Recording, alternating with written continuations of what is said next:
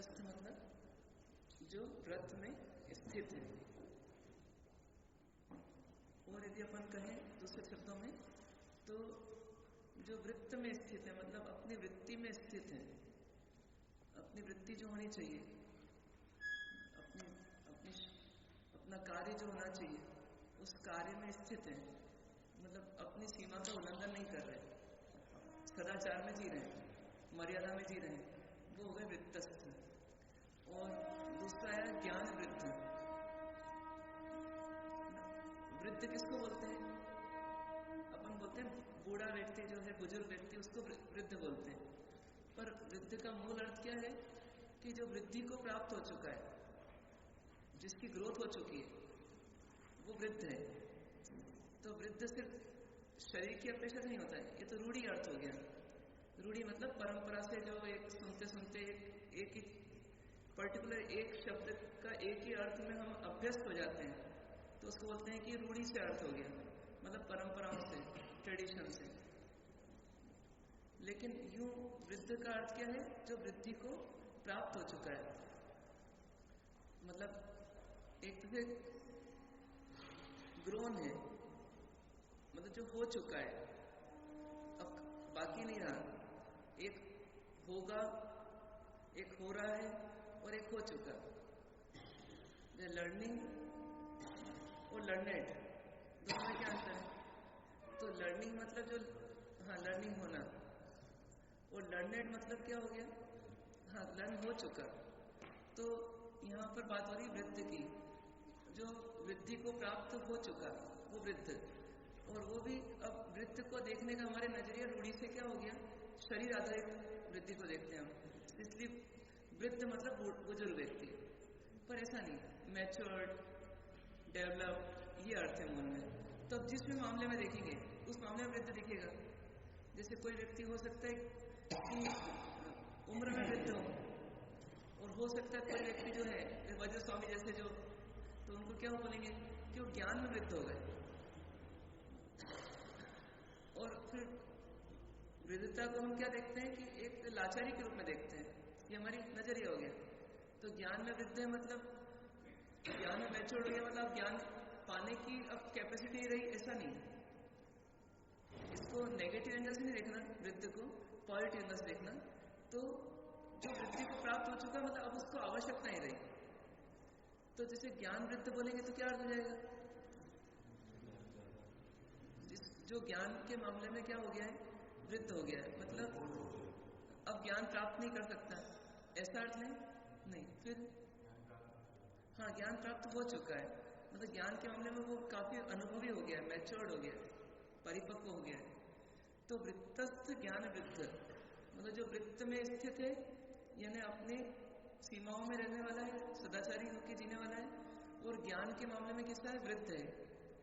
यहाँ कौन सी ज्ञान की बात हो रही होगी? हाँ, यहाँ सम्यक ज्ञान की बात हो रही है। यहाँ देखा जाए तो मोक्ष मार्ग के अनुरूप ज्ञान की बात हो रही है। यहाँ पर आत्म कल्याण या आत्मज्ञान की बात हो रही है, ना कि सांसारिक ज्ञान की बात हो रही है। बोलते हैं अर्हा। अर्हा मतलब क्या? हाँ, योग्य। अर्हा मतलब क्या? अर्हता बोलते हैं ना अपन, एलिजिबिलिटी। तो अर्हा मतलब योग्य। तो कहना ये चाह रहे हैं कि जो वृत्त में स्थित है और जो ज्ञान में वृत्त है, उनके प्रति योग्य कार्य करो, उनके लिए उचित कार्य करो, मतलब उनकी आशातना मत करो। कुल मिलाकर के सार इतना है।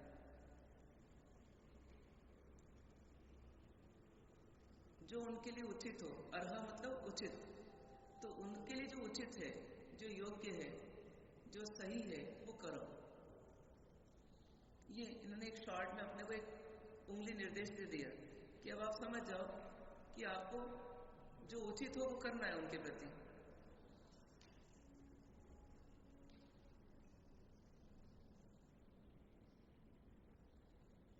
अब ऐसा भी नहीं कि वृत्तस्थ और ज्ञान वृत्त अलग अलग लोग हो गए, वो दोनों एक ही हो गए। जो ज्ञान से परिपक्व हुए और उन्होंने अपने जीवन को संयमित कर लिया, वो हो गए वृत्तस्थ ज्ञान वृत्त।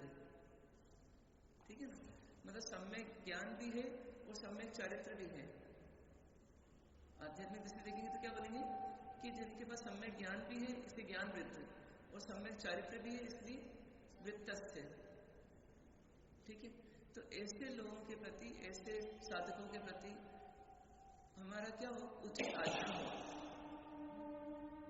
इसका मतलब इन्होंने पर्टिकुलर नहीं बताया, तो पर्टिकुलर क्यों नहीं बताया?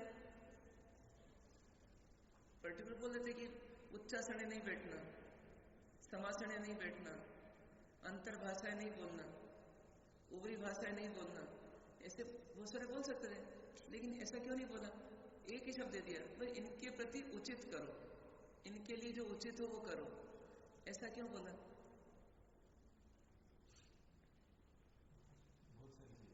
है? हाँ, तो किस किस को काउंट करेंगे? तो इसके लिए सबसे सरल तरीका ये है कि आप अपनी आंख खोल लो, अपनी आंख खोल लो और आंख खोल के चलो। जैसे एक व्यक्ति को बोला जाए कि भैया हम तुमको पूरा बता देते हैं, पगडंडी है उसमें से कैसे जाना, बस आंख पर पट्टी रहेगी, तो कितना बताना पड़ेगा उसको? है ना, बहुत बताना पड़ेगा, फिर भी काम होगा क्या? बहुत मुश्किल है। फिर ठोकर भी लगना चाहिए, कंडीशन है, कंकड़ भी नहीं चुभना चाहिए, कांटे भी नहीं लगना चाहिए, कांच भी नहीं चुभना चाहिए, गिरना भी नहीं चाहिए कोई चीज, रोड से इधर उधर भी नहीं आना चाहिए, तो बहुत मुश्किल है। इसके लिए उसको एक काम दे दें कि भैया बाकी कुछ नहीं पता तुम्हारे को, ये रोड है इससे जाना है, अब लेकिन बस तुमको क्या रखना पड़ेगा? आगे खुले रखना पड़ेगी बस। तो कौन सा काम आसान है? अब वो बोले मेरे को बताया नहीं कुछ ना, मेरे को बोल दिया बस जाओ। अरे तुम्हारे को आंखें हैं, तुम्हारे को ये सबसे बड़ी चीज उसने देखी तुम्हारी, इसे तुम्हारे को भेज दिया, तो सही हो कि गलत है? सही है क्या?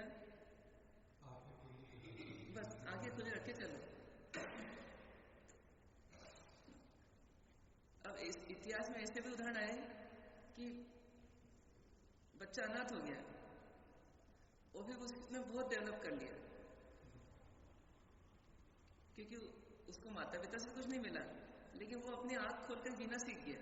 आंख खोलना मतलब कौन सी आंख? विवेक की आंख। तो उसने सोचता गया, सीखता गया, देखता गया, सोचता गया, सीखता गया, ऐसे करते करते आगे बढ़ गया। तो अपने को जो पुराने लोग उदाहरण देते ना कि हमारे को तो कुछ भी नहीं था, हमारे पास हमारे को तो इतनी लग्जरी नहीं थी, इतना कंफर्ट नहीं था, हमारे माता पिता ने तो हमारे को कुछ दिया ही नहीं, लेकिन फिर भी हम आगे बढ़े। तो किसके बल पर? स्वयं के बल पर। और जिसको नहीं बढ़ना है उसको माता पिता अरबों की संपत्ति भी देके जाए तो भोग विलास में पूरा कर देगा उसको। तो कुल मिलाकर के अब आंख खोलने वाली बात है। तो यहाँ पर इस चीज को देखना है हमारे को कि हमारी आंख खोलने के लिए वो बोल रहे हैं कि भैया जो व्रतधारी हैं, अब शॉर्ट में कहें तो जो व्रतधारी हैं और जो ज्ञानी हैं, उनके प्रति जो उचित कार्य हो वो करो। अब उचित की परिभाषा क्या होगी?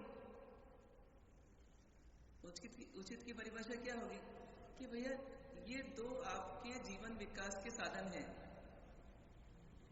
यदि आप इनके आश्रय में रहोगे, इनके निकट रहोगे, तो आपका कल्याण हो सकता है। एक जन्म का नहीं, जन्म जन्म का हो सकता है। अनंत काल में जो काम नहीं हुआ वो काम हो सकता है। कितना? अनंत काल में जो काम नहीं किया, मतलब अंबानी और अदानी भी इतनी संपत्ति देके नहीं गए कि अब अनंत काल तक तुमको खपे नहीं, ऐसी संपत्ति देके जा रहा हूं। ऐसी संपत्ति तुम्हारे को मैं दे रहा हूं, ऐसे ये आश्वासन दे रहे हैं, और पक्का इनके पास है वो चीज, क्योंकि शांति जीने की कला इनके पास आ गई। और वो किस में आ सकती है? वो इन दो में आ सकती है, मतलब दो के कॉम्बिनेशन जिसमें होगी। एक तो इसके पास सही ज्ञान होगा कि मुझे किस समय क्या सोचना, और दूसरा जो अपनी सीमा में जिएगा। तो ऐसा ज्ञान देने वाले हमारे को अनंत काल तक सुख मिले, शांति मिले, आनंद मिले, ऐसा ज्ञान देते हैं। अब इनसे हमको मिल सकता है, ठीक है ना?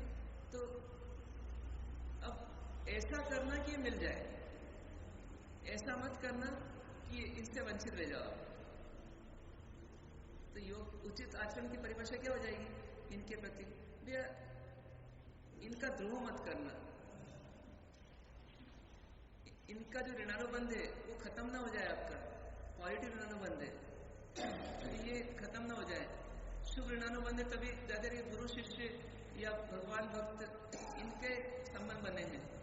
भले आपको भक्त या सेवक या शिष्य या कुछ और बनने का मौका मिला, लेकिन ये भी अपने लिए क्या सौभाग्य है, क्योंकि अपने को आगे बढ़ने का, आत्मकल्याण करने का एक अवसर मिला है। तो ऐसा आचरण मत करना कि आत्मघाती हो जाए, इनके प्रति बुरा हो, इनके प्रति बुरा करने लगे तो नुकसान किसका हो जाए? अपना हो जाए। किसी को किसी बैंकर से लोन लेना है और वो बेचारा थोड़ा सा आउट ऑफ द ट्रैक जाकर के भी आपको लोन देने के लिए तैयार है, आपको पूरा सहयोग दे रहा है। अब आपका एक शब्द भी ऐसा निकल जाए जिससे उसकी भावना खत्म हो जाए तो क्या होगा? नुकसान किसका होगा? उसका कि आपका? तो बस ये हमको ध्यान रखना है कि इनकी एक क्षण भी आशातना ना हो जाए। कितने क्षण? एक क्षण के लिए भी आशातना ना हो जाए। यदि इनकी आशातना हुई और वो यदि क्यूमुलेटिव इफेक्ट देगी, क्यूमुलेटिव इंटरेस्ट के साथ इफेक्ट देगी, कंपाउंड इंटरेस्ट के साथ, तो क्या होगा?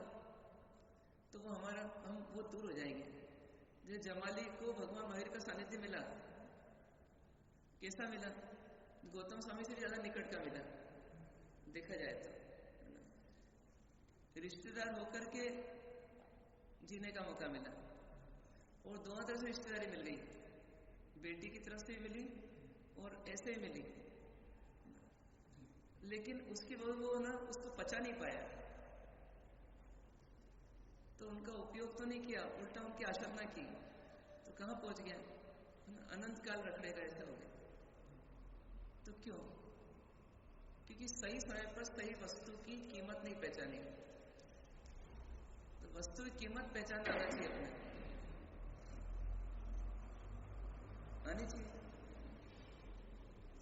वस्तु की मतलब जिसकी कोई कीमत है उसकी कीमत समझ में आना चाहिए। तो वस्तु की कीमत होती है कि व्यक्ति की कीमत होती है? हमारा अहम क्या बोलता है? हमारा अहम ये बोलता है कि वस्तु की कीमत तो है पर व्यक्ति की कीमत नहीं है। जो हमारे प्रदेश में रहती है उसकी कीमत है, व्यक्ति हमारे प्रदेश में नहीं रहता, वस्तु हमारे प्रदेश में रह सकती है, हम जैसा उसको चाहे वैसा उसको आगे पीछे कर सकते हैं। व्यक्ति हमारे जैसा होता है नहीं, तो उससे इसकी कीमत नहीं होती। नहीं, अब देखो थोड़ा सा अपन देखें कि बात बिल्कुल सही बोली आपने, पर एक बेटा जो है वो 1000 किलोमीटर दूर है और माँ जो है मतलब 1000 किलोमीटर दूर है। अब आप सोचो कि फिर वो पोजीशन में उसके, यदि उसका संबंध अच्छा जुड़ा हुआ है, वो जड़ वस्तु तो कभी कभी कैसी होती है कि मतलब वो पास में रह के भी काम की नहीं।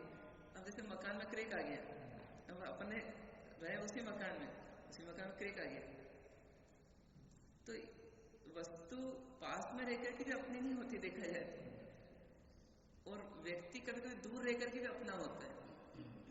बस शर्त यह है कि उसके संबंध आपने पॉजिटिव जोड़े हैं कि नेगेटिव जोड़े। पॉजिटिव जोड़े तो राग से जुड़ेगा, नेगेटिव जोड़े तो द्वेष से जुड़ेगा। किसी के नजदीक रहते हैं ये संभावना ज्यादा होती है अशांतना की, और दूर रहते हैं तो अशांतना की संभावना बहुत कम रहती है, चाहे माता पिता हो या फिर गुरु हो। जैसे विदेश में रहता है लड़का और एक ही रहता है, तो वो पैसे भेजता है और साल में एक बार आते भी है, भक्ति भी करता है उसकी वो, और जो साथ में रहता है उससे रोज इसका कुछ न कुछ थोड़ा बहुत होता है। मतलब ये ऐसा फॉर्मूला है कि high risk high gain, low risk low gain. मतलब अपन पास रहेंगे तो गेन भी ज्यादा हो सकता है और रिस्क भी ज्यादा है, दूर रहेंगे तो गेन भी कम है और रिस्क भी कम है। अब अपन यदि इसको मतलब सोचें, दुर्लभता को सोचें, इसकी देव गुरु और शास्त्र की दुर्लभता को सोचें, तो बोलेंगे रहना तो पास में है क्योंकि मिलती नहीं है, अनंत काल में कभी कोई मिलती है। अब इसमें अपने को गेन लेना है, मतलब इसका फायदा उठाना है, अपने एक लक्ष्य बन जाए। जैसे एक उदाहरण के लिए कि जमीन दे दी पिताजी ने, अब बेटे के पास 2 ऑप्शन है, कारखाना लगाएगा तो तो नुकसान भी हो सकता है, और जमीन पड़े रहने दे तो नुकसान भी नहीं है, जैसी है वैसी है। धीरे-धीरे फायदा मिलता रहेगा नेट के साथ। हाँ, वो अलग बात है, उदाहरण पे इतने देखना। हाँ, थोड़ा फायदा मिलेगा, हाँ, उसमें ज्यादा फायदा। मतलब अब समझदार व्यक्ति क्या बोलेगा, भैया जमीन ऐसी क्यों पड़ी रहती, भले रेट बढ़ रहा है जो आप बोल रहे हैं, लेकिन बहुत थोड़ा बढ़ रहा है, उसमें रेट तो बढ़ेगा ही, पर कारखाना लगाएगा तो उसमें बहुत कुछ कमा लेगा। तो मतलब व्यक्ति क्या करता है कि जमीन खाली नहीं छोड़ता, और ना समझ व्यक्ति जो होता है बोलता है जमीन पड़ी है रहने दो, पर अतिक्रमण नहीं हो, इतना ही देख लो बस अपन। और वो सोचता है जमीन तो पड़ी हुई है, फ्री की है, अब जमीन रखना क्यों, जमीन का कुछ उपयोग और करना एडिशनल, तो अपना लाभ ज्यादा है। कई लोग बोलते हैं किराए से मकान दे देते हैं, कई लोग बोलते हैं किराए से दुकान दे देते हैं, कई लोग बोलते हैं किराए से दुकान क्यों देना, अपन कमाएंगे ना उसमें, तो अपन क्यों किराए से दें, किराए में संतुष्ट क्यों होना। तो ऐसे क्या है कि अब 3 ऑप्शन हो गए अपने पास, इन ज्ञान वृत्ति आदि के साथ रहना और कुछ नहीं करना, मतलब साथ रहना, मेंटेन रखना, एक साथ रहना और नुकसान करना अपना, इनडायरेक्टली अपना, पहले उनका नुकसान करना, इनडायरेक्टली अपना नुकसान, और तीसरा एक गोल्डन चांस है कि साथ में भी रहना और अपना फायदा भी उठा लेना। तो अब ये अपने को तय करना पड़ेगा कैसे अपन हैंडल करें इस स्थिति को, है तीसरा बहुत कठिन है। अब उसमें सिर्फ एक ही चीज जोड़े आती है, वो है अहम और स्वार्थ, ये दो बोले तो स्वार्थ और जोड़ ले, दोनों का है दोनों, अहम स्वयं का, पिता का भी हो सकता है, हाँ, बच्चा भी हो सकता है, हाँ, दोनों का है, एक का नहीं, एक का, स्वयं का, स्वयं का ही बात। मतलब अब अहम कैसे निकालेंगे, एक बहुत बड़ा प्रॉब्लम है। तो अहम के नुकसान देखना बार बार, पिता बहुत गुस्से नहीं मान, हाँ, तो वो कैसे करेगा, नहीं, जैसे चंद्रगुप्ताचार्य बहुत गुस्सेल थे और शिष्य बिल्कुल संवेदनशील और विनीत, उसने एक ही रात में अपना काम कर लिया। अब देखा है तो जिंदगी भर साथ में रहता और फिर कभी आशा न करता, कभी मिच्छा दुर्गुण बोलता, कभी आशा कर, उसने कहा ये सब करना ही नहीं, जिंदगी भर रहेंगे साथ में। गुस्से वाला व्यक्ति बोलता है मैं जिंदगी भर क्यों रहूं साथ में, मैं एक ही दिन रहूं बस साथ में, उन्होंने ये बोला।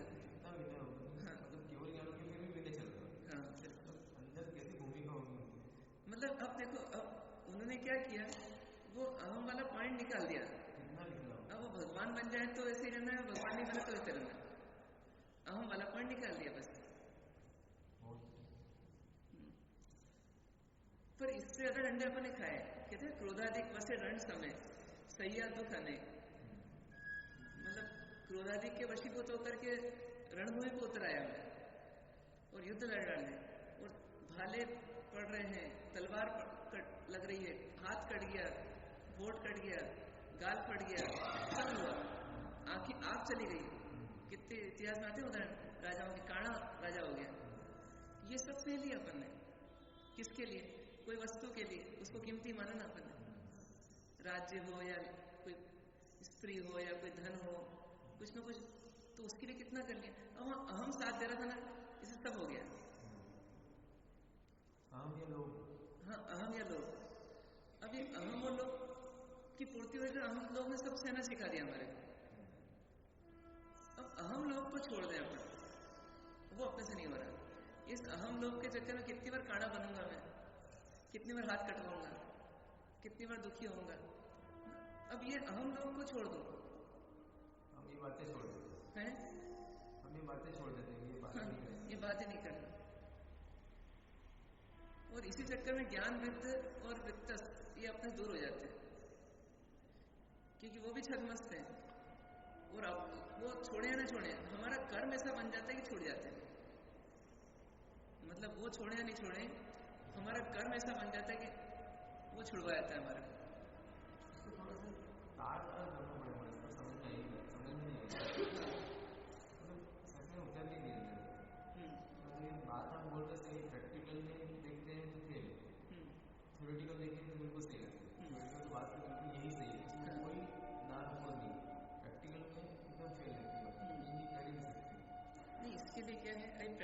देखो थोड़े समय के लिए, है ना। सिर्फ और सिर्फ अपने लक्ष्य को बना लो कि मेरा लक्ष्य क्या है। एक राजा होता है ना, उसका लक्ष्य हो जाता है मेरे को ये राज्य जीतना है, इतना वो उसमें भी डूब जाता है कि वो बोलता है शरीर सेकेंडरी हो गया, अब हाथ कट जाए तो कट जाए, लेकिन वो राज्य जीतना है। तो ऐसे ही क्या है, हमारा लक्ष्य हो जाए कि मेरे को आत्म कल्याण करना ही है, मेरे को अपने स्वभाव को सुधारना ही है। यदि अपन सामान्य रूप से बोले तो मेरे को अपना स्वभाव सुधारना ही है, मुझे क्रोध पर विजय पाना ही है, मुझे अशांति पर विजय पाना ही है, मतलब जो जो अपने दुर्गुण अपने दिखे ना, इन पर विजय पाना है। ये अपन शांति से बैठ करके, मतलब एकाग्र होकर के एक बार ये निर्णय करें, एक बार नहीं, इस निर्णय को स्थिर बनाए अंदर में।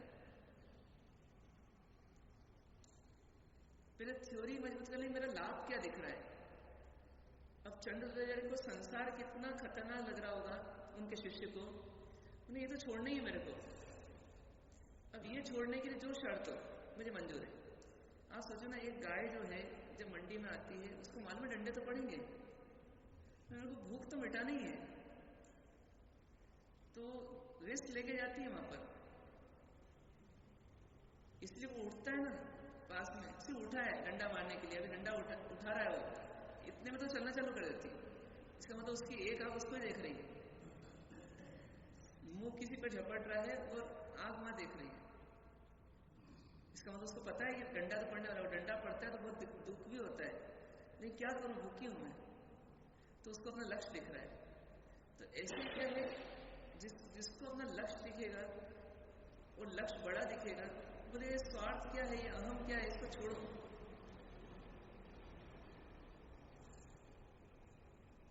वो लक्ष्य नहीं दिखता अपने को, अपना लक्ष्य वापस संसार हो जाता है। भले ही संयम में आ गए, लेकिन संसारी तरीका क्यों आ जाता है जीवन में, क्योंकि हमारे को हमारा लक्ष्य भूल जाते हैं अपन कि माया किस लिए हो। जैसे किसी ने हमारे साथ गलत कर दिया तो हमारा आवेश क्यों आता है, जिस समय आवेश आता है उस समय हम क्या भूल गए, ये बातें भूल गए, लक्ष्य भूल गए हमारा। अब वो लक्ष्य याद रखना है। यदि इस पर आ जाएंगे ना अपन, तो फिर ये अभ्यास करें लक्ष्य कैसे याद है। अभी भी लक्ष्य याद नहीं आता ऐसा नहीं, लक्ष्य भी बनाया हुआ है, थोड़ा लक्ष्य याद करता है, लेकिन क्या होता है, घटना घटने के बाद आता है, थोड़ी देर बाद आता है। व्यक्ति उतरता तो है, वो जब उतरता है तो उसको ये आशा था मैंने ऐसा कर क्यों दिया, ऐसे कैसे कर दिया, क्यों कर दिया, मुझे नहीं करना चाहिए था। अब उस समय उसको याद नहीं आया। और एक्चुअली क्या होता है, यदि हम फिजिकली भी देखें तो अपने को दो प्रॉब्लम आती है। पहले अपने भाव बिगड़ते हैं किसी के प्रति, और भाव बिगड़ने वाला एक रसायन बनता है अंदर शरीर में, मतलब इसको एंडोक्राइन ग्लैंड्स से होने वाला सिक्रेशन मानते हैं, कुछ पावर सेंटर्स में वो सिक्रेट हो जाते हैं, और वो फिर हमारे ऊपर हावी होता है, मतलब वो निमित्त बनता है कहीं ना कहीं। अब एग्जैक्टली तो डॉक्टर साहब बताएंगे, मेरे को जितना अपने को तो बाहर समझ में आता है कि वो जो केमिकल बन जाता है वो अगर वापस मतलब उसमें निकलता नहीं, एक्सक्रीट नहीं होता, डिजॉल्व नहीं होता, तब तक वो हावी हो जाता है। और तब तक फिर ऐसा आता है जैसे अपन किसी को सुना जाते हैं, फिर अपने लगता है कि अरे मैंने ऐसा क्यों बोला इसको, तो वो जब तक सुनाया जाता है प्रेशर बनता रहा अंदर, वो जब सुना दिया तो ठीक हो गया। तो सुना दिया मतलब क्या, वो केमिकल निकल गया, अब वो बने ही नहीं हो केमिकल, वो सिक्रेशन ही नहीं हो, अभी नहीं हो रहा है, इसलिए अभी किसी के प्रति हमारी भड़ास नहीं आ रही। अब जब वो इकट्ठा होता है, बनता है और इकट्ठा होता है, और वो भी तुरंत हो जाता है, तो बस उस समय हमारे को जब तक वो रिलीज नहीं किया तब तक भारीपन रहेगा कि मैं इसके भिड़ूं भिड़ूं भिड़ूं, या इसको सताऊं, इसको दुखी करूं, अभिनय करूं, या जो भी फिर करना पड़े उसके लिए वो सब करूंगा। हाँ, कनेक्टेड है, जैसे आपने सोचा। हाँ, अब वो थॉट प्रोसेस हमारी जो नेगेटिव चली जाती है, उस समय हमको ध्यान नहीं रहता, भान नहीं रहता, वो नेगेटिव नहीं जाए, उस समय याद आ जाए कि मुझे इस डायरेक्शन में नहीं सोचना है, मेरे को अपने आप पे कंट्रोल करना है, मुझे ध्यान रखना है कि वो केमिकल नहीं निकले। जैसे उल्टी कर आने वाले को सेंसेशन होने लग जाता है थोड़ी देर पहले, तो वो जैसे ही सेंसेशन आता है वो उठ के जाने लग जाता है बाहर, और कोई बच्चा होता है सेंसेशन नहीं कर पाता, तो सामने सब कुछ पड़ा हुआ है और वहीं उल्टी कर देता है, कि वो समझ नहीं पाता कि तेल दिया जाएगी। वो जो इसमें जागृत हो गया वो क्या करता है कि वो केमिकल सिक्रेशन जिस सोच से हो रहा है वो सोच को समझ जाता है। इस सोच को इतना गहरा करना ही नहीं। पहली बात तो नेगेटिव नहीं करना, वो नेगेटिव है लगे तो इतना नेगेटिव नहीं करना, रोक लेना उसे, तो फिर वो चीज वो भड़ास के रूप में बनेगी नहीं बाद में। वो नहीं तो हम क्या बोलते हैं, फिर गुस्सा हो जाता है, होता नहीं है वो, उस समय हमारी ध्यान नहीं रहता और फिर गड़बड़ होती है, फिर वो होता ही है। तो जिनको इम्पल्स आती है ना, मतलब तुरंत एकदम से, तो वो लगभग ऐसा स्थिति रहती है। या किसी को डिप्रेशन भी आता है तो धीरे करते करते ऐसा हो जाता है, मतलब ये सब चीजें होती हैं। पर यदि हम उस सोच को ही सही रखें तो आगे की वो स्थिति बनेगी नहीं। अभी हमको कोई बोले कि जैसे मान लो आप हैं, आप पर गुस्सा करना है, अभी हाल करो, कर सकते हैं, पर ऐसा भी नहीं कभी आता ही नहीं होगा, कभी कभी आता ही होगा। तो जब आता होगा उसमें, अब ये वृद्ध है मान लो, मतलब एज ज्यादा है, तो अब आपसे एज ज्यादा है, फिर भी ठीक है आपका पद ज्यादा है मान लो, लेकिन फिर भी गुस्सा रोक नहीं पाते होंगे जिससे में आता होगा। तो क्यों? क्योंकि उस समय हमने वो केमिकल बना दिया। और केमिकल क्यों बना? क्योंकि हमने थॉट्स को गलत डायरेक्शन में ले गए, मतलब थॉट प्रोसेस बिगड़ गई हमारी। वो थॉट प्रोसेस क्यों बिगड़ी? क्योंकि हमारे को ये बातें ध्यान नहीं रही कि मुझे कोई वृद्ध है, उम्र से वृद्ध है, तो उसकी आशा नहीं करना। तो ये एक हमारे अंदर जागृति आ जाए कि मुझे जब जो उचित है वो ही करना है। मेरी आँख खुल जाए, मतलब मेरे आँख खुल जाए, मतलब मेरी थॉट प्रोसेस जागृत हो जाए, तो फिर मेरा वो काम नहीं होगा। वो थॉट प्रोसेस जागृत होने का एक ही तरीका, मेरा नुकसान किसमें, मेरा फायदा किसमें, बस ये ध्यान में रहे अपने। तो ये मेरे कल्याण मित्र है, ये मेरे सहयोगी है, मेरे उपकारी हैं, इनकी मेरे को आशाधना नहीं करना। तीर्थ की आशाधना क्यों नहीं करते अपन? तीर्थ में जाकर थूकते क्यों नहीं है? लघु शंका क्यों नहीं जाते? खाते पीते क्यों नहीं वहां पर? कितनी जागृति रखते हैं? क्यों? आशाधना नहीं होगी। आशाधना होगी तो क्या होगा? ये तीर्थ नहीं मिलेगा। अब वो तो स्थावर तीर्थ है, पर जंगम तीर्थ और ज्यादा सहयोगी है, और ज्यादा उपकारी है हमारा। वो तो जंगम तीर्थ की वैल्यू क्यों नहीं समझ में आती? पालितना में जाकर के मुझे आहार नहीं करना, पानी नहीं पीना, पूजा की ड्रेस से पानी नहीं पीना, मतलब कितनी जागृति। ये ड्रेस पहनी हुई इसे माता नहीं करना, कितनी जागृति। तो ऐसी ये जागृति है हमारे कि मेरे को स्थावर तीर्थ की आशाधना नहीं करना, चाहे कुछ भी हो जाए। वो फिर रखो ना, प्रायश्चित रखो अपने लिए, अगली बार फिर याद आएगा। थोड़ा सा हायर डिग्री का प्रायश्चित रखें, क्यों नहीं याद आएगा?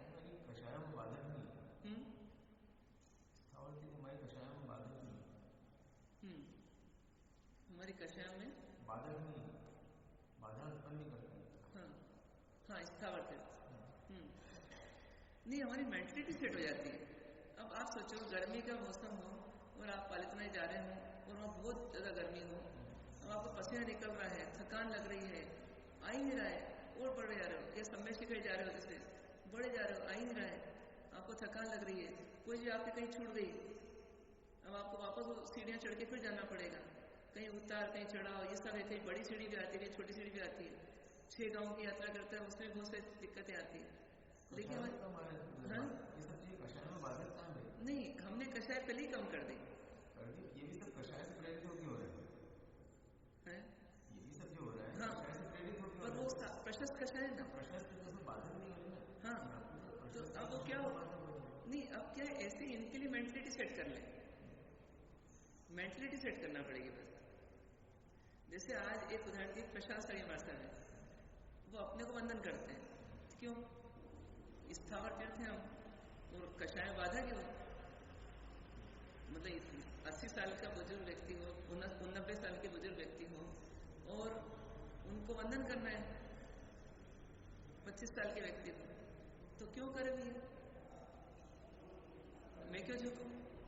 पहले से किया हुआ उसने दिक्कत नहीं है, लेकिन उनके बाद में मानो उनका बेटा अगर कोई ऐसा कोई व्यक्ति छोटे उम्र का ले ले, या फिर ऐसा कुछ नहीं, उसको बहुत दिक्कत आएगी।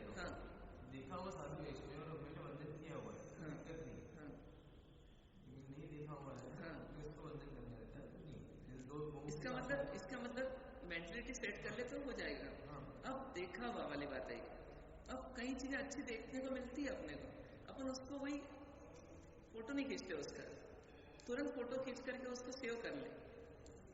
जैसे मान लीजिए कि इन्होंने कोई एक अच्छा काम किया, जैसे मान लो कि इनको इनके प्रति गुस्सा आया, इन्होंने जवाब नहीं दिया, ये उठ के चले गए, तो इनको फोटो खींचने का एक मौका मिला है, खींचो फोटो, बहुत जबरदस्त उदाहरण मिला है अपने को।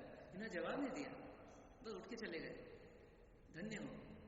अब ये बस ये यहीं पर जाकर के क्या होता है, वो ईगो जीत जाता है और मैं हार जाता हूँ, मैं के लिए ईगो लाता हूँ और मैं ही हार जाता हूँ। मैं के प्रोटेक्शन के लिए ईगो आता है और वो मैं ही हार जाता है, सच्चा मैं हार जाता हूँ।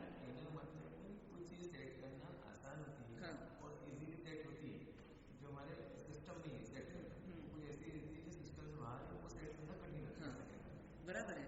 अब इसी के लिए अपन इतने कथानक जो पढ़ते हैं ना, जैसे भगवान हमारे को इतना सुनते हैं, एक ग्वाला आया जिसकी कोई कीमत नहीं, ये कल के युवराज थे मतलब इस जगह के, और ग्वाला इसी राज्य में रहने वाला, इसी राजा के भाई को वो रस्सी लेकर के मारने जा रहा है, और जबकि उसका कोई अपराध नहीं है सामने वाले का, और इसकी कोई औकात नहीं है, फिर भी वो शांत थे, ये फोटो खींचा। हाँ नहीं, फिर भी ये फोटो खींचा, मान लीजिए बहुत है, लेकिन हमारे अहम ने इनको भुला दिया। भगवान महावीर के कितने किस्से हुए होंगे, महावीर के नहीं, महावीर के नहीं, कितनों के हुए होंगे, अपने को क्या पता आज अपने को किस घर में अंदर क्या वारदात है उसकी हमको क्या पता। जब बड़ी हो जाती है तो हमको पता पड़ता है, छोटी मोटी तो सहती है ना। यदि पिताजी को कोई शूट कर दे तो ये वारदात बाहर आती है, तो क्या पिताजी को थप्पड़ नहीं मारा होगा, किसी घर में किसी बच्चे ने मारा होगा, लेकिन कौन से पिताजी ने वो लगाई तख्ती कि मेरे बेटे ने आज मेरे को थप्पड़ मारा। मैंने पूछा उनसे कैसा लगा थप्पड़ मारा, तो बोले मैंने पुलिस में रिपोर्ट नहीं करवाई, तो बोले मेरा ही तो बेटा है, क्या ये जो यहीं पे भैया करता मारता, बोले बहुत मारता है, पुलिस में नहीं करा सकते, बोले कि मेरा ही तो जाया है, क्या सही बात है। सोचो मतलब वो क्या है, अब ये बहुत सारे केसेस हमारे साथ इस संसार में यदि अपन देखें ना, तो साधकों के बहुत सारे केसेस हुए जो दब गए इतिहास में, और अधिकांश इतिहास में क्या है, विलेन जिनको ज्यादा मिले, बड़े विलेन मिले, उन्हीं की कथाएं फेमस हुई। छोटे मोटे विलनों की तो कथाएं फेमस नहीं हो पाई। कथाएं फेमस ही वो होती है जैसे कोई मिर्च मसाला हो, थोड़ा मतलब मिर्च मसाला मतलब थोड़ा सा कुछ चटपटी बात हो, पर छोटी मोटी बातें तो कहीं ऐसी हो जाती है।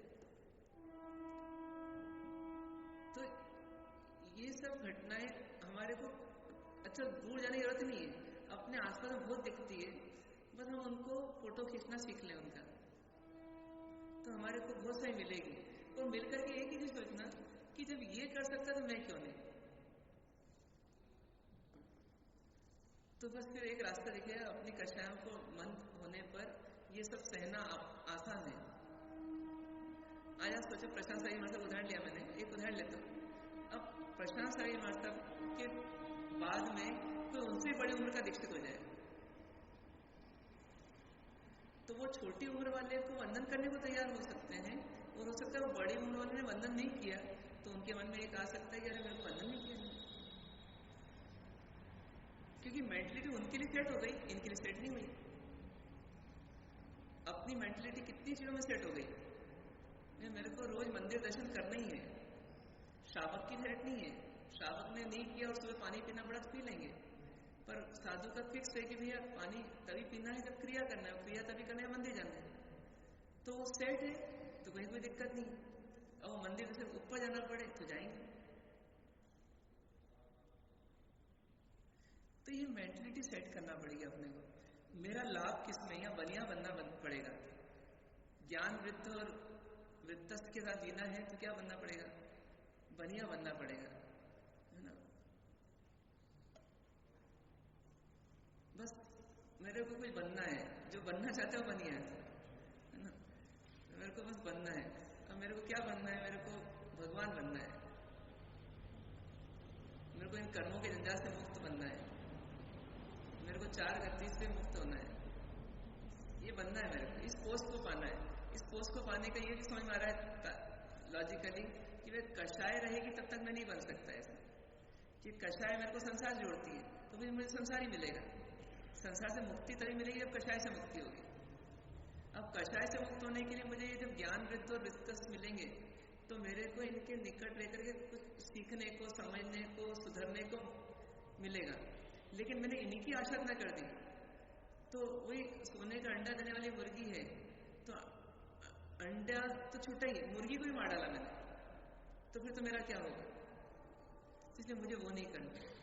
वो जब अच्छे बनेंगे ना तो बड़े ग्राहक को भी नहीं छोड़ना और छोटे ग्राहक को भी नहीं छोड़ना। तो इसलिए कोई मेरे से छोटा भी है लेकिन मेरे को उससे कुछ सीखने को मिलता है तो मेरे को उसका भी नुकसान नहीं करना। मतलब कोई अच्छे नेता से बोले भाई आप कौन सी वोट बैंक खत्म करना चाहते हो? मुस्लिम बैंक है, हिंदू बैंक है, आदिवासी बैंक है, ये बैंक है, वो बैंक है, किसको छोड़ना चाहते हो? किसान बैंक है, किसी को नहीं छोड़ना चाहता मैं तो। मतलब सब मिल जाए। तो बस ऐसे ही यहाँ पर हमारे को करना पड़ेगा कि मेरे को हर एक से कुछ ना कुछ सीखने को मिल सकता है पहली बार।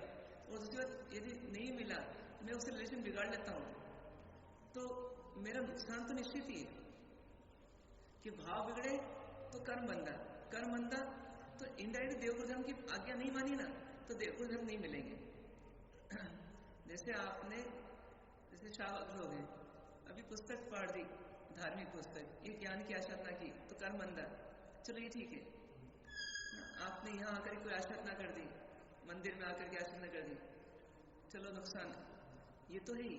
पर यदि आपने रास्ते चलते भी यदि किसी व्यक्ति से झंझट हुई और आपने गालियां बकी, आपने क्लेश किया, क्रोध किया, तो उस समय आपने भगवान की आज्ञा ठुकराई? तो भगवान दूर हुए कि नहीं? इसका मतलब 24 घंटे मेरे को भगवान की आज्ञा में रहना है।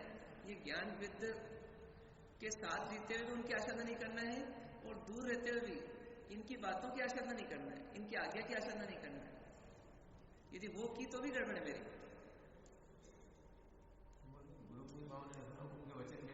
हाँ, उनके वचन में पावने रखना और गुरु पे पावने रखना। मतलब कुल मिला करके जैसे बच्चा होता है ना, जब कोचिंग क्लास में पढ़ रहा है तब भी प्रॉब्लम सॉल्व करना, लेकिन जब अब एग्जाम आ गई और पेपर आ गया सामने, अब कोचिंग का वो तो नहीं है एनवायरमेंट और ना देखने आने वाला कोई टीचर कि इसने क्या लिखा मेरे छात्र ने, लेकिन वहां पर भी उसको ध्यान रखना कि मेरे को प्रॉब्लम सॉल्व करना है। मतलब कुल मिलाकर के एक थ्योरी एक प्रैक्टिकल है। हर जगह यदि हमने कुछ भी गड़बड़ की साधना से तो हम देवगुरु धर्म से दूरी हुए, ये तो मान के चलना है। कोई बोले कि नहीं मैं मंदिर में मैंने कुछ गड़बड़ की इसलिए भगवान से दूर जाऊंगा, ऐसे ही नहीं है। मैंने बाहर भी यदि दूर गड़बड़ की है तो भगवान से दूर जाऊंगा निश्चित। तो 24 घंटे या तो फिर भगवान के निकट आ रहे होंगे या भगवान के दूर जा रहे होंगे। अभी अपने को देखना है कि हम निकट कितना आ रहे हैं और दूर कितना जा रहे हैं। हाँ, जैसे बुद्धि आई, समय हो गया लेकिन अंदर से अच्छी नहीं होती, बिल्कुल सही भी लग रही है बात और जब आप भाव होते हैं बात बिल्कुल सच्ची लगती है। लेकिन प्रैक्टिकल डाउन जैसे जाते हैं तो बुद्धि आ गई, सत्य नहीं है ऐसा। वो हमारी अपात्रता नहीं है किसी कारण नहीं होते। और सोचें इसको, देखो सोचने के एंगल्स बदलना पड़ेंगे। हो सकता है अपनी चाबी किसी और से लगेगी, किसी और काम जाएगी, ऐसा हो सकता है, और खुद की लगेगी तभी काम होगा। पर एक चीज समझ में आ जाए, सबसे पहले तो अपन ये देखें कि जैसे मैंने किसी की आसाधना की या किसी को कुछ किया तो मेरे को शांति मिलती है कि अशांति मिलती है ना। जैसे मान लो मैंने गुरु से विद्रोह किया या गुरु भाई से किया या किसी से शावक से क्यों ना किया ना, तो मेरे को जैसे ही मैंने उससे कुछ ना कुछ तू तो मैं हुआ, कुछ कहा सुनी हुई, कुछ आसाधना करने का भाव आया है ना, मतलब जानबूझ के करने वाली आसाधना की बात हो रही है, तो उस समय मेरा मन शांत हुआ कि अशांत हुआ? अशांत हुआ। तो ये अशांति का कारण कौन है? वो है कि मैं स्वयं हूँ। हाँ, मैंने उससे कोई अपेक्षा की थी, मैंने आसाधना की। हाँ, हम चलती चीज की किसी आसाधना नहीं करते, उससे कोई अपेक्षा की थी मैंने, और वो अपेक्षा उसने पूरी नहीं की, उसको अपेक्षा पूरी करने थी, लेकिन मैं भी उसकी अपेक्षा पूरी करता हूँ। एक रिलेशन हमारे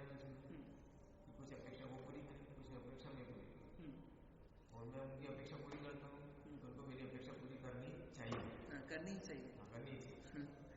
अब यहाँ पर फिर सोचना कि इस संसार में 3 तरह के केसेस आपको हमेशा दिख जाएंगे। एक ने राग किया, दूसरे ने भी राग किया। राग किया मतलब अपेक्षा पूरी की। एक ने भी अपेक्षा पूरी की, दूसरे ने अपेक्षा पूरी की। ये एक स्थिति होती है। एक ये होता है कि मैंने अपेक्षा की, सामने वाले अपेक्षा पूरी नहीं की। ये भी देखते हैं तो बहुत सारे। कभी कभी ऐसा भी देखते हैं सामने वाले मेरे से अपेक्षा की, मैं पूरी नहीं कर पाया। ये भी देखते हैं। तो ये अब ज्ञानी क्या बोलते हैं, कोइंसिडेंस है कि आपने भी अपेक्षा की और उसने भी अपेक्षा पूरी कर दी। दोनों ने अपेक्षा एक दूसरे की पूरी कर दी। ये कोइंसिडेंस है। जैसे 6:30 बजे रोज अपने को बैठना रहता है, कहीं मैं 2 मिनट पहले आता हूँ और कभी आप लोग 2 मिनट लेट आते हैं, मतलब ऐसा होता है। तो ये बहुत मुश्किल है कि मैं भी आऊँ उस समय और आप भी उस समय आ जाओ। हर जगह देख लो आप। तो इसलिए अपने को मानना पड़ेगा कि मतलब ये बहुत रेयर चांस है कि दोनों की अपेक्षा हमेशा पूरी होती रहे दोनों के द्वारा। वो बहुत नेक्स्ट टू इम्पॉसिबल मैंने लक्ष्य बना लिया। मतलब बहुत ही मुश्किल है कि उसमें भी फिर क्या है, एक एक अपेक्षा, क्वालिटी की अपेक्षा, क्वांटिटी की अपेक्षा, टाइम की अपेक्षा, प्रोसीजर की अपेक्षा, प्रोसेस की अपेक्षा, बहुत मुश्किल है। एक मजदूर रखा और एक मालिक है। अब मजदूर को इतने ही काम दिया, भैया तुझे गड्ढा खोदना है, ठीक है। अब गड्ढा खोदना है और एक लक्ष्य दे दिया कि तुझे ये गड्ढा पूरा खोदना ही है, तो 10 फीट का गड्ढा खोदना है। अब इसके बाद अब अपेक्षाओं की लड़ाई शुरू हुई। अब मालिक देखता है, अरे इतने ही हुआ, 3 घंटे तू कर क्या रहा है? हाथ से खोदने लगे। हाथ से खोदने लगे। हाँ, हाथ से खोदने लगे। वो हाथ से खोदने लग गया, है ना, मान लो। अब वो 3 घंटे उसने इतने ही करा। वो 5 मिनट के लिए बैठा, ये बैठ कैसे गया? फिर ये गड्ढा मैंने कहा था तुझे 4 फीट का बनाना, 4.5 फीट कैसे कर दिया? जैसे आपने बीच में एक उदाहरण दिया था ना कि दरवाजा इतना बनाना, है ना, अब तुमने ज्यादा दरवाजा कैसे खोल दिया? अभी प्रॉब्लम शुरू। मतलब इतने सारे उसमें झंझट है कि कभी वो क्या सोचता है, वो समझदार है नौकर, वो बोलता है इनको तो मैं कभी ना राजी कर ही नहीं सकता, खुश कर ही नहीं सकता। कई बार ऐसा सोच लेता है वो। इसलिए क्या करो, ये बस इतने ही करो, गड्ढा वड्ढा तो मत खोदो, ये जो बोले ना उसको सुन लो बस। तो कई बार वो क्या करता है, इस कान सुनता है उसको निकाल देता है। पर मेरा मतलब ये कि वो तो हुआ उसका कहीं गड़बड़, प्रमाद हुआ। पर एक अपन ये सोच लें कि ये बहुत रेयर चांस है कि दोनों की अपेक्षाएं पूरी दोनों कर दें। मेरे मन में क्या चल रहा है, आपके मन में क्या चल रहा है पता नहीं। अब जैसे मान लीजिए कि ये छोटे साधु हैं ना, अब ये इधर से आए, मान लो मैं बड़ा हूं ना, अब ये मेरे को मतलब कुछ विश ही नहीं किया इन्होंने, कम से मत्थे होना भी तो बोलते, और ये निकल गए इधर से। अब ये मेरी अपेक्षा है। अब ये क्या है, इनको आ रही मात्रा, मान लो, है ना, अब ये उसी प्रेशर में है, अब इनको जाना है जल्दी। अब इनके लिए प्रायोरिटी किसकी की हो गई? तो इनको भानी नहीं कि मेरे को मत्थे होना ही बोलना है ना। जैसे शाम का समय है, मान लो कि इन्हें वंदन करना चाहिए, है ना, और ये अपने बच्चों में इतने मस्त हो गए कि वंदन ही नहीं किया है। मेरे को सब पता है।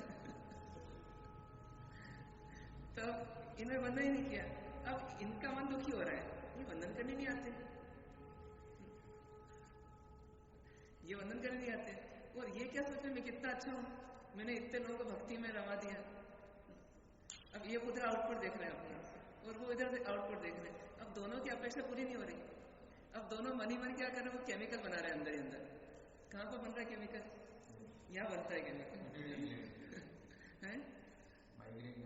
हाँ, तो यहाँ केमिकल बन जाता है, और इनको पता नहीं पड़ता, धीरे बन जाता है या जल्दी बन जाता है, और फिर बाद में आता है, फिर गुस्सा आता है।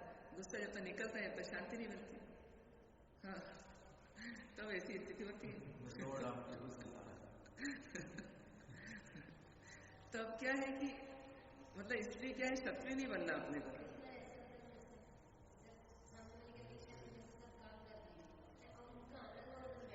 हाँ, बैठा मिले, कुछ किया नहीं। तो अब प्रॉब्लम क्या है, अब इसमें क्या है, जो समझदार होगा ना, जो भी समझदार, पहला समझदार जो होगा वो क्या करता है, फिर उस समय वो पी लेता है सामने वाले को। जैसे यदि आपने काम कर दिया है और आप बैठे हो और उन्हें डांटा, तो अब आप यदि अहम की आदत पे सोचोगे तो पूरा ही गड़बड़ है ना। फिर आप बहुत दूर तक सोच लोगे, इनकी हिम्मत कैसे हुई, ये ऐसे ही करते रहते हैं, तो मैं काम भी नहीं करूंगा, है ना। अब काम भी नहीं करूंगा, आप देखते हो कैसे ही बोलते हैं। अब पूरे मतलब आर पार वाली लड़ाई होगी। अब ये एक हो गया, ये पूरा अशांति का माहौल पैदा करेगा, अपने अंदर पहले करेगा, फिर बाहर विस्फोट करेगा, फिर विस्फोट करेगा, फिर वो सामने वाला विस्फोट करेगा, फिर ये पूरा एक वैर का अनुबंध चलेगा अंदर ही अंदर। एक ये बहुत गलत रहा है। एक सीधी सीधी रहा ये है कि भाई मैंने काम किया लेकिन इन्होंने मेरे को बैठा हुआ देखा। कोई बैठा हुआ देखेंगे कोई भी, तो वो उस समय उसको गुस्सा आएगा, ये एक नेचुरल बात है। मैं भी होता तो शायद मेरे को आता। तो बस इनको मैं क्लैरिफिकेशन दे दूंगा शांति से कि मैंने काम कर लिया था, इसलिए बैठा हूँ। वो भी जरूरत पड़ी तो, ये सुनने के मूड में हुए तो, कभी कभी गुस्सा इतना तेज रहता है, सुनने के मूड में रहते हैं, तो बस अपना काम इतना 2 मिनट का वाक्य है, डायलॉग है उनका, सुन लो, छोड़ दो, अपने काम का नहीं है, छोड़ दो, और अपने वापस इत्मीनान से बैठो और वापस अपने काम में लग जाओ। तो आगे कोई मामला चलना ही नहीं है, उनका चलेगा, मेरा नहीं चलेगा। और उनको जब लगेगा कि मेरे को अब बहुत बढ़ गया है, अब मैं इनसे पूछूं कि भैया मेरे साथ ऐसा क्यों करते हो, मैं बता दूंगा कि मैंने आपके साथ ऐसा नहीं किया है, आपको गलतफहमी हुई है, पर मैं अपनी शांति नहीं खोऊंगा। मैंने शांति खो दी तो उनको भी शांत नहीं कर पाऊंगा और स्वयं को भी शांत नहीं कर पाऊंगा, और मैंने शांति रखी तो मैं स्वयं शांत रहूंगा और उनको भी शांत कर सकता हूँ आगे जाकर। तो मेरा लाभ इसमें है। और फिर एक साथ कई लाभ है, परमात्मा की आज्ञा में चल रहा हूँ, इसका संतोष ही मिलेगा। ये तो फिर क्या है, यहाँ तो गुस्सा करूंगा वो मंदिर में जाके रहूंगा कि ये परमात्मा आपकी नहीं मानी। फिर भजन याद करना पड़ते हैं कुछ, कि मैं कुछ ऐसा बोल सकूं कि मेरे गुनाह कबूल हो जाए। तो याद करने की जरूरत ही नहीं है, गुनाह ही मत करो तो याद करने। अपन क्या करते हैं, उसको याद रखते हैं और फिर समझते के बाद सुनाएंगे, ये भी याद रखते हैं है ना। तो डबल याद रखना पड़ता है हमें, सुनने मतलब अपने लिए भी और दूसरे के लिए। इसकी वजह क्या है कि अपन याद नहीं रखेंगे और ऐसा काम भी नहीं करेंगे, करें और फिर ऐसा प्रायश्चित करेंगे, अपने आप को स्टोन बने जब अपने को प्रायश्चित रहता है, ऐसा प्रायश्चित हो कि अगली बार गुनाह ना हो, वैसा कुछ काम करेंगे। तो कुल मिलाकर क्या है कि अपने को अपना लाभ हानि पत्रक, प्रॉफिट एंड लॉस अकाउंट, ये बनाना पड़ेगा अपने। और इसीलिए लक्ष्य बनाने का बोला है कि लक्ष्य बनाओ कि अपना फायदा किसमें। एक से भी रिलेशन तोड़ा अब इस जीवन में आने के बाद, चाहे शावा की क्यों ना हो, चाहे शादी का क्यों ना हो, चाहे साधु साध्वी क्यों ना हो, एक से रिलेशन तोड़ा तो मैंने अपने कल्याण मित्रों का एक समूह छोड़ा है कि उनसे जुड़े हुए जितने लोग हैं वो सब मेरे अब वेरी हो गए। भले वो वेरी ऐसे नहीं हुए, अभी तो मेरा कोई नुकसान नहीं हो रहा है, लेकिन आगे जब मेरे को कभी धर्म नहीं मिलने का योग हुआ तो उससे वो मिल गए यदि, तो भी मेरे को लाभ नहीं होगा, क्योंकि मेरे को धर्म नहीं देंगे और उल्टा मेरे को धर्म से दूर करेंगे। तो मेरे को एक भी अपना वो नहीं छोड़ना। आज आपने सोचो, सिंपल सी बात है, आप किसी के गोचरी में गए तो उसने गोचरी में, अब आजकल के व्यक्ति जैसे हैं आपको मालूम है, तो अब गोचरी में गए, उन्हें भावुकता में आकर के ज्यादा ओराने के चक्कर में भर डाला, मतलब तिरपनी भर दी या पात्रा भर दिया, और अपनी अपेक्षा थी भरे तो सही, लेकिन ये काली डंडी तक भरे हैं, बाहर से नहीं भरे अंदर से भरे। अब उन्हें भरा और हमारी अपेक्षा तो अभी बाहर से भी नहीं भरा, अंदर से ही भरा, लेकिन ऊपर तक भर दिया। हमको आएगा गुस्सा, और गुस्सा आया मान लो, और हमारी रोकने की कैपेसिटी नहीं है, हमने व्यक्त किया। अब आप सोचो कि उनके मन में क्या चल रहा होगा, बाबा रे बाबा अब तो नहीं भरना अपने को, अब भरना तो क्या, अब डालना ही नहीं अपने को।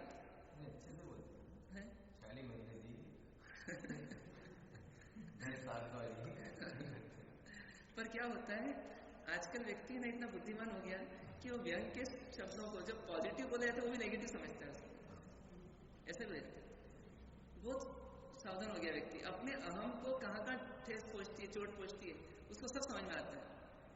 एक सासू जी कितनी बनावटी ढंग से बहू को व्यंग कस करके, कि बोल तो सकती नहीं, भय है, तो व्यंग कस कस के इनडायरेक्टली सुनाए, तो वो समझ में आता है उसको।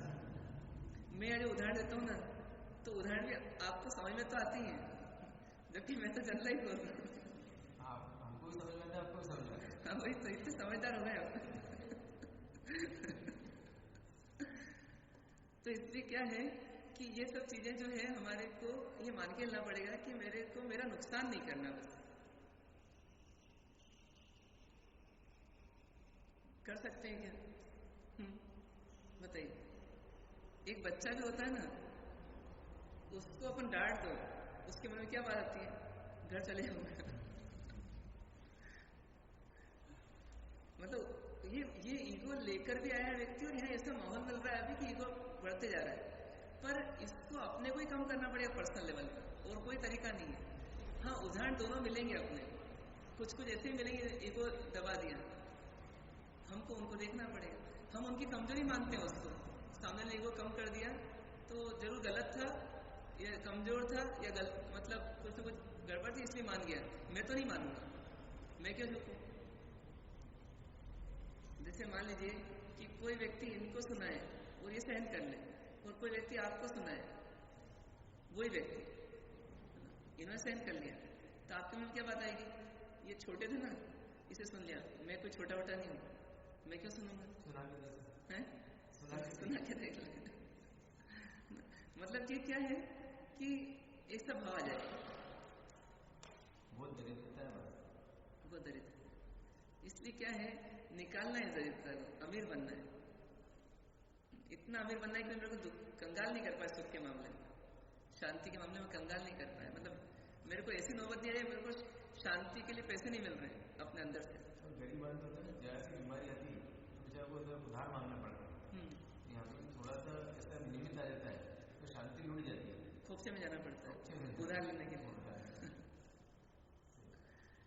तो कुल मिला करके सार ये है कि अपने जो उपकारी हैं उनसे कोई भी ऐसा काम उनके प्रति नहीं करना जिससे कि उनसे दूरी बन जाए। सपने में भी होने लगे ना तो अपने को नींद खुल जाएगी, अरे मेरे से गलती हो रही थी, उसका भी खेद हो कि मेरे को ऐसे भाव कैसे आ गए, आशा रखना क्या, चाहे जंगम तीर्थ हो चाहे स्थावर तीर्थ, ये सब तीर्थ है अपने, ठीक है। ओम शांति।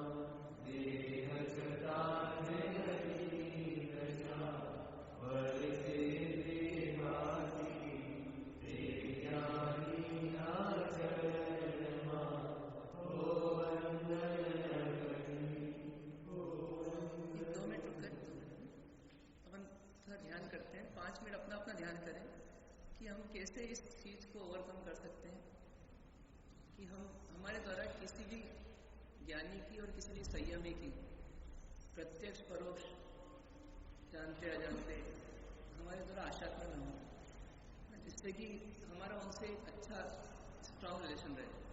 वो छोटा भी हो सकता है, बड़ा भी हो सकता है, वो किसी मामले में ज्ञानी हो सकता है, किसी मामले में अज्ञानी भी हो सकता है। तो हमारे को जो हमारे निकट आया है, कहीं ना कहीं हमारे पुण्य के उदय से आया है, तो हमको उसके साथ पाप का रिश्ता नहीं बनाना, चाहे माता पिता हो चाहे धार्मिक कोई व्यक्ति हो। तो 5 मिनट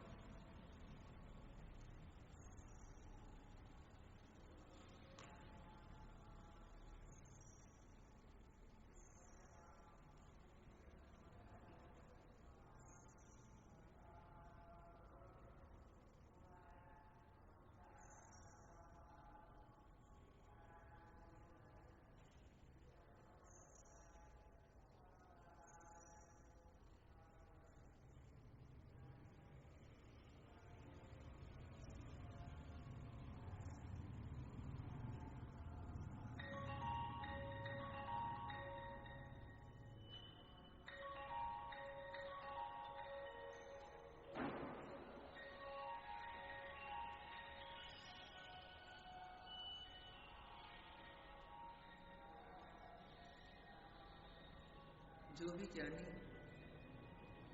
या अल्प ज्ञानी, जो भी संयमी या अल्प संयमी मेरे निकट आता है, मेरा उसके साथ निकट का संबंध बनता है, लेकिन कभी मैं उससे चिड़चिड़ाता हूँ, कभी उस पर गुस्सा करता हूँ, कभी उससे ईर्ष्या करता हूँ, कभी अहम की लड़ाई लड़ता हूँ, कभी उससे माया भी करता हूँ, उससे छिपाता हूँ, उसके साथ कपट करता हूँ, कभी उसकी निंदा करता हूँ।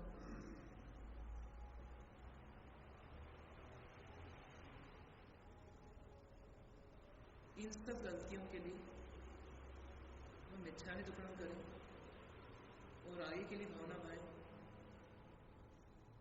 कि मैं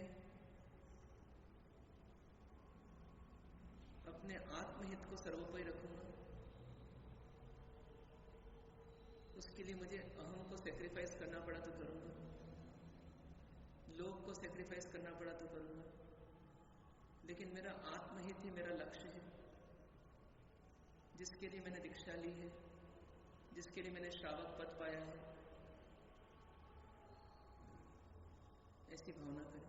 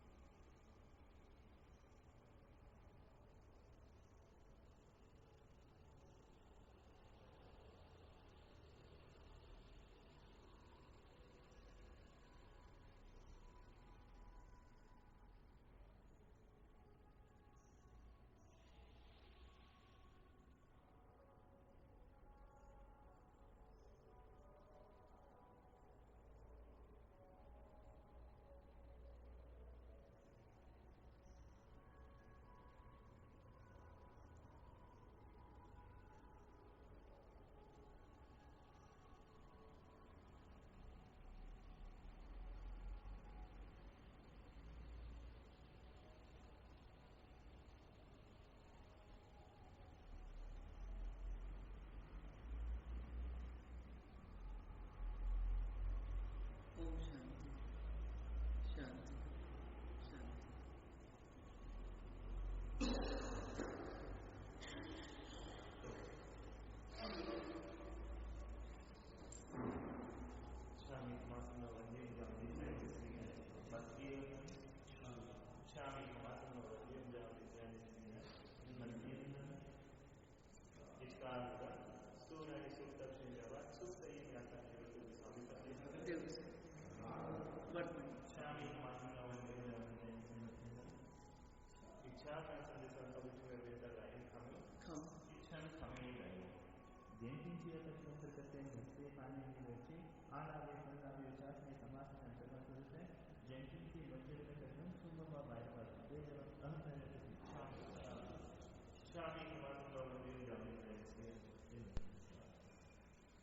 मंगलम भगवान मंगलम गौतम मंगलम श्री भद्राद्यचंद्र मंगलम सर्व मंगल मंगलम सर्व कल्याणकारिणी प्रधानम सर्व धर्माणम जैनम जयति शास्त्री उगस्य नौकार से मुसीबत के चंद्र अस्नम पाणम भगवती उगस्य नौकार से कोर्सिम से आकोर्स मुसीबत के चंद्र अस्नम पाणम भगवती सुसु बच्चंदनम आइंद्रम निगिरे विदे बचके न लेवन विदे से संपूर्ण बच्चंदन एकासम व्यासम तस्वीर का अस्नम गणित सागरम आउंट का संवर्धन हो